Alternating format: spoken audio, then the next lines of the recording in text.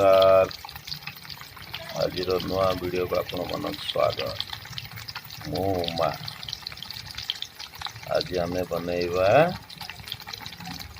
पनीर आलू मसला। देखु पनीर फ्राए होउछि।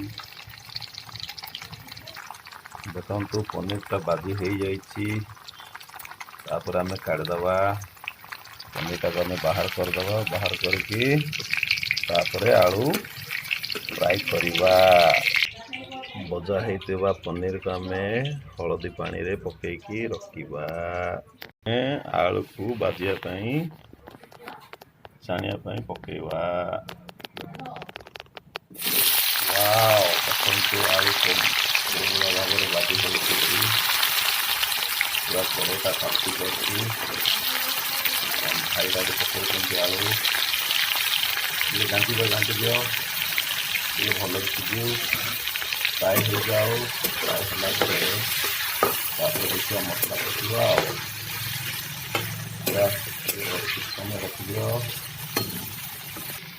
देखो आलूटा टिके ब्राउन है आपको टिके ब्राउन कलर हवा जाए टिके छाड़दवा। आलूटा पूरा फ्राए हो गलानी आम बाहर करदबा। तापर मसला होइबा पका पका तेजपत्र पड़ला। तापर दालचीनी प्याज पकाओ।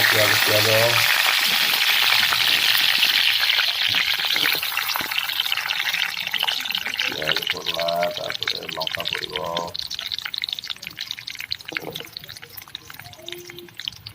लंका पकाओ।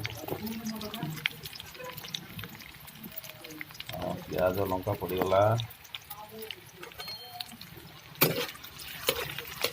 टिके स्लाइट लुण पकईदे फ्राए हम। लुण पकईदबा। लुण पकईदे पियाजटा शीघ्र मैंने सिझिकी कलर पड़ा आसो। तापर आम अदा रसुण पेस्ट पकईबा। छेचा होता छेचिक रखा अदा रसुण पकईबा। घाटीदबा। छाड़दबा।